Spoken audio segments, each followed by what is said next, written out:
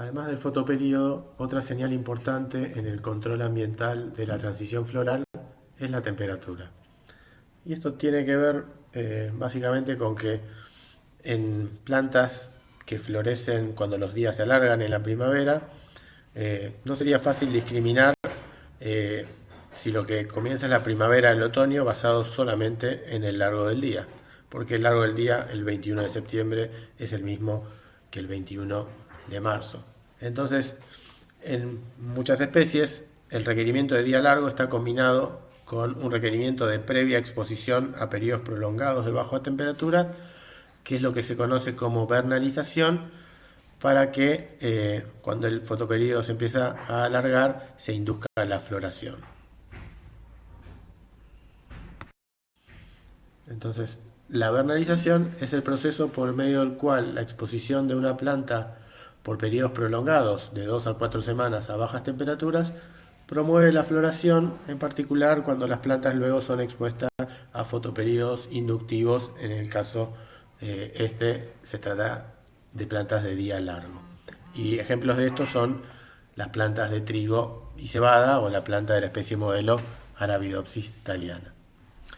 El efecto de las bajas temperaturas puede ser revertido por exposición a altas temperaturas, ya que el requerimiento de bajas temperaturas es de periodos prolongados. Entonces, si algunos días de bajas temperaturas son seguidos por días de altas temperaturas, el efecto de la vernalización se ve revertido.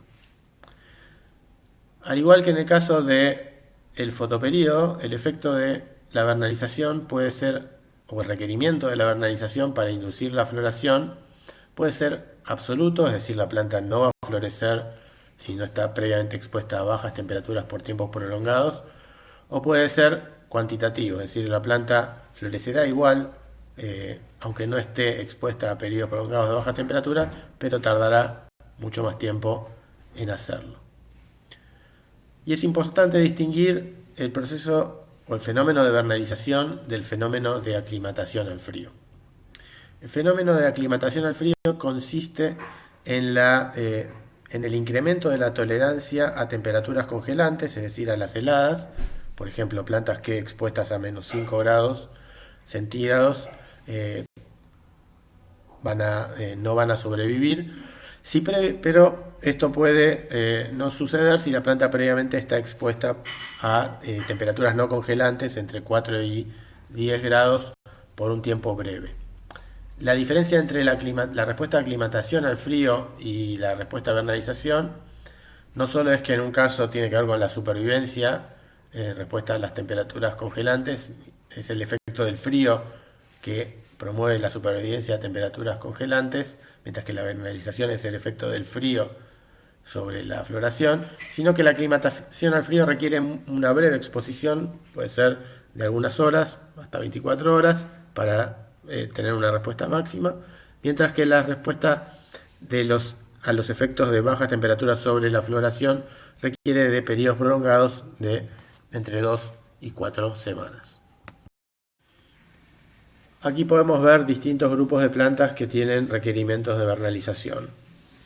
Del lado izquierdo tenemos, por ejemplo, crucíferas como la Brassica oleracea o Arabidopsis thaliana, donde se ve, en el caso de la Brassica, la planta que está en la maceta, que sostiene la nena, que ha estado expuesta a bajas temperaturas por tiempos prolongados y luego a días largos, lo que ha inducido la floración, mientras que la planta a la izquierda puede haber estado expuesta a días largos, pero sin bajas temperaturas vernalizantes previamente, y entonces el crecimiento continúa siendo vegetativo. En especies cultivadas, las especies que muestran requerimiento de vernalización, los ejemplos son el trigo y la cebada, aunque cabe destacar que las variedades, por ejemplo, de trigo que se cultivan en nuestro país, tienen básicamente un control estacional de la floración mediado por respuesta fotoperiódica y no hay variedades que tengan requerimiento de vernalización. Sí, esto sucede en las variedades que se cultivan en Europa, donde hay numerosos ejemplos de variedades que tienen requerimiento de vernalización para que luego puedan florecer cuando las plantas son expuestas a los días largos de la primavera. Mientras que en el caso de las respuestas al fotoperíodo, la percepción de la señal ambiental ocurre en las hojas, en el caso de la vernalización, la percepción de las bajas temperaturas ocurre en la porción apical del vástago. Esto se sabe en base a dos tipos de experimentos. Por un lado, si se hacen tratamientos localizados de enfriamiento, se ve que la parte de la planta que debe ser expuesta a bajas temperaturas para que la vernalización tenga lugar es la porción apical del vástago. Y también se sabe a través de experimentos con injertos, ¿sí? Si la porción apical de un vástago vernalizado es injertada en un vástago no vernalizado, la planta florece. Mientras que si la porción apical de un vástago no vernalizada es injertada en un vástago vernalizado, la planta no florece.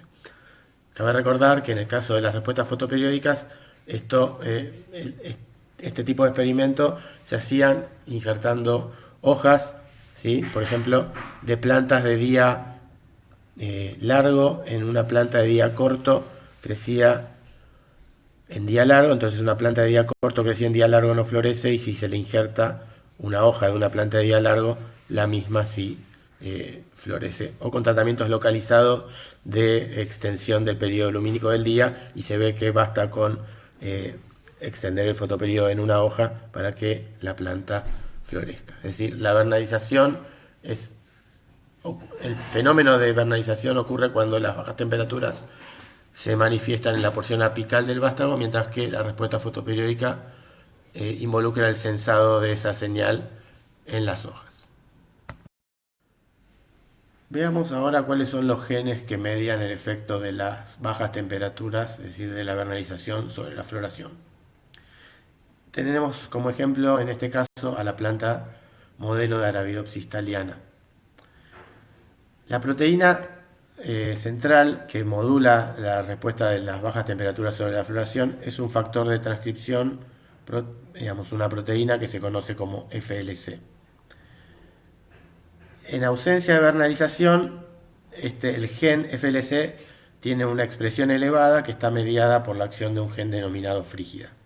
Y cuando la expresión de FLC es elevada, la proteína FLC se acumula y se une a las regiones regulatorias de los genes FT y SOC1, reprimiendo su expresión. Al no poder expresarse los genes FT y SOC1, por ejemplo, cuando hay condiciones favorables para su expresión, como en días largos, las plantas no florecen. Lo que sucede es que cuando la planta es expuesta a bajas temperaturas y se desencadena el fenómeno de vernalización, esto lleva a una represión de la expresión del gen FLC.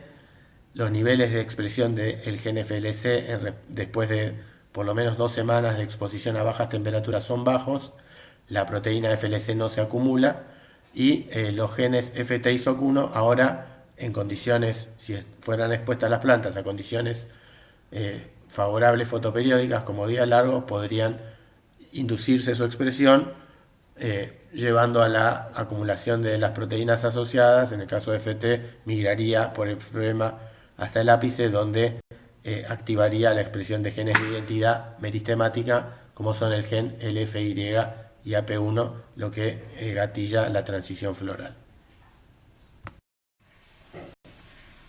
Se dice que la vernalización es un fenómeno epigenético. Esto quiere decir un proceso que involucra un control del desarrollo mediado por cambios en la expresión génica en respuesta a un estímulo ambiental, y que ese fenómeno, ese cambio en la expresión genética se mantiene incluso luego de visiones metóticas, en ausencia ya de la señal que dio lugar al estímulo inicial.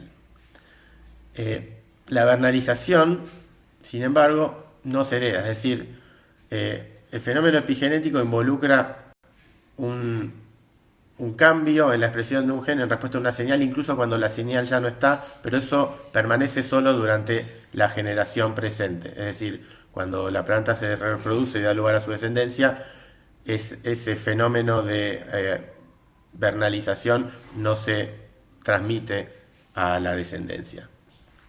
Lo que sí se transmite a la descendencia es el requerimiento de vernalización.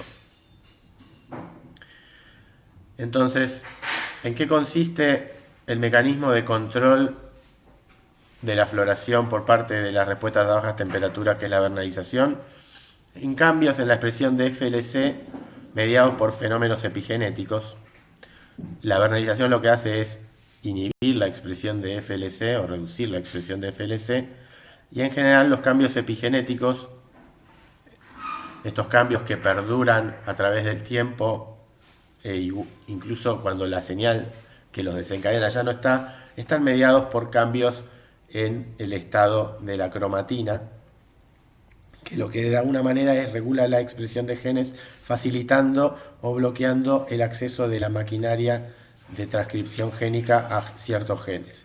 Y esto depende del grado de compactación de la misma, lo cual, como el ADN en el núcleo está presente en forma asociada a proteínas que son las histonas. En particular, el ADN está súper enrollado sobre estas histonas, porque si no, no podría no podría caber dentro de ese espacio.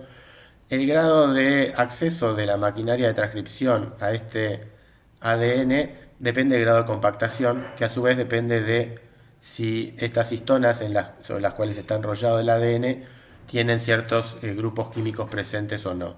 Por ejemplo, cuando las histonas están acetiladas, la conformación de la cromatina es laxa, la maquinaria transcripcional puede acceder al gen y transcribirlo y la expresión es elevada.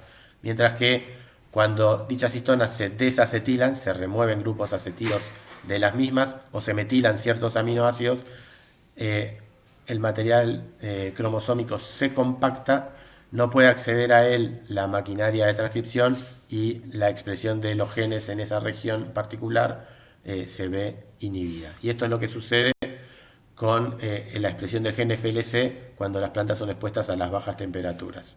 Se desacetilan y se metilan ciertas histonas en la región cercana a FLC, lo que compacta la cromatina en dicha región, y FLC se ve reducido en su expresión. Aquí se puede observar el efecto de la vernalización sobre la expresión del gen FLC.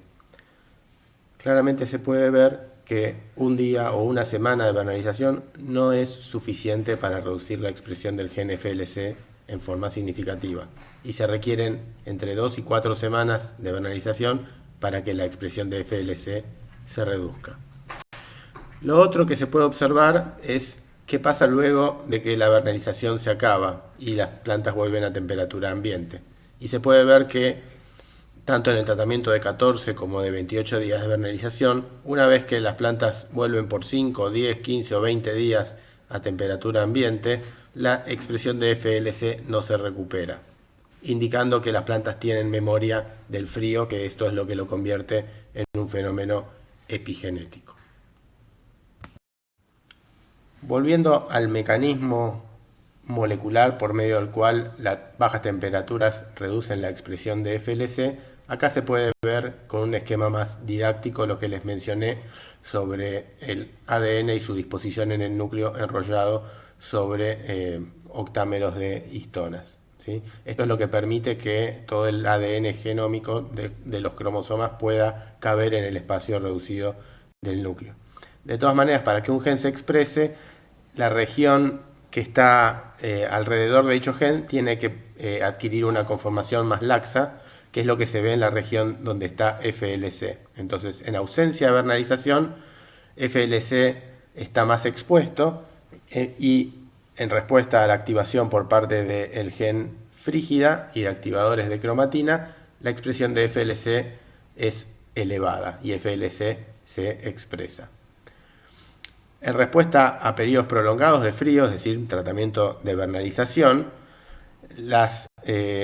se genera un cambio en la estructura de la cromatina, que está asociado a la desacetilación de histonas en la región donde está FLC y a la metilación de ciertos aminoácidos en las histonas, que hace que se vuelva a superenrollar todo el ADN en la región de FLC sobre el octámero de histonas y que todo se compacte más, inhibiendo de alguna manera el acceso de la maquinaria de transcripción, y por lo tanto ahora FLC no se expresa y FLC no puede reprimir la expresión de FT, y por lo tanto, si hubiera un estímulo ambiental favorable como un día largo, las plantas florecerían.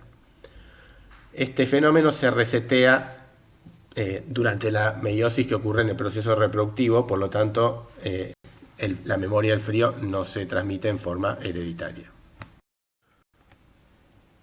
Para completar el análisis de los mecanismos genéticos involucrados en el control de la vernalización, tenemos aquí en un esquema de los genes y las interacciones entre ellos que participan en la respuesta de las plantas a la vernalización y su efecto sobre la floración. Entonces tenemos el esquema genético de los mecanismos involucrados en el control de la vernalización de la floración en Arabidopsis thaliana, por un lado, y también en trigo y cebada.